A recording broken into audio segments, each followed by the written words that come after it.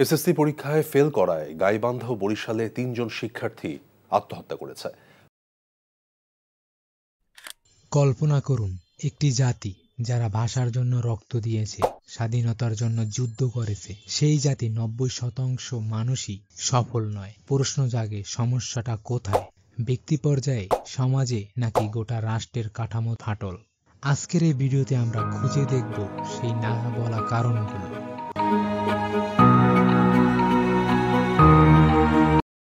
উন্নত বিশ্বের শিক্ষা মানেই মেধা গঠন, কিন্তু আমাদের এখানে শিক্ষা মানেই ডিগ্রি, কোচিং, প্রাইভেট আর রাজনৈতিক দখলদারি। আমরা শিক্ষাকে দেখি সার্টিফিকেট হিসেবে, জীবনের প্রস্তুতি হিসেবে না। ভারতের বিশ্ববিদ্যালয় মহাকাশে পাঠায় চন্দ্রযান, আর আমাদের বিশ্ববিদ্যালয়ে রাজনীতি শিখি সিঙ্গারা খেতে খেতে। বাঙালিরা মেধাবী, কিন্তু ভয় পায় ঝুঁকি নিতে, সিদ্ধান্ত নিতে, এমনকি স্বপ্ন দেখতে। সন্তানের ভবিষ্যতের নিরাপত্তায় বিদেশে যাওয়া মানেই আতঙ্ক, যেন কালাপানি পার হতে চলেছে কেউ।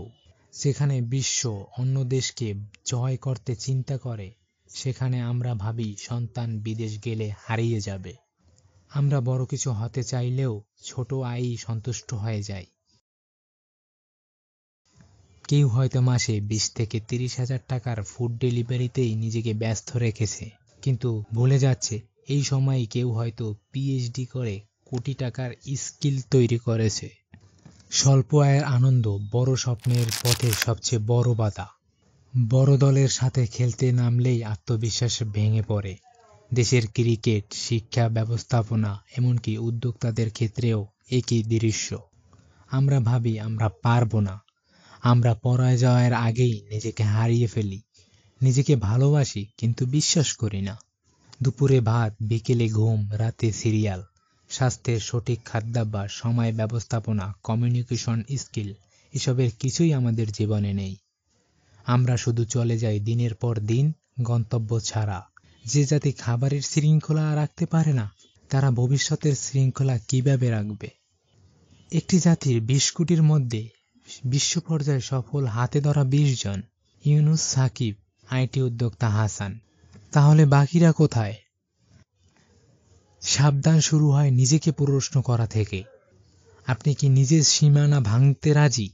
আপনি কি নিজের জীবনের স্টিয়ারিং নিজেই ধরতে চান? স্কিল শিখুন, নিজেকে জানুন, নিজের দুর্বলতা কাটিয়ে উঠুন। দেশ তখনই বদলাবে যখন আপনি বদলাবেন। ৯৯% বাঙালি কেন সফল হয় না? কারণ তারা সফল হওয়ার স্বপ্ন দেখে, কিন্তু সফল হওয়ার দায়িত্ব নেয় না। কিন্তু যারা ইতিহাস গড়তে চায়, তারা কোনো অজুহাত খোঁজে না। আপনি কোন দলে পড়েন? হারিয়ে যাওয়া ৯০% নাকি ইতিহাস গড়ার ১০%?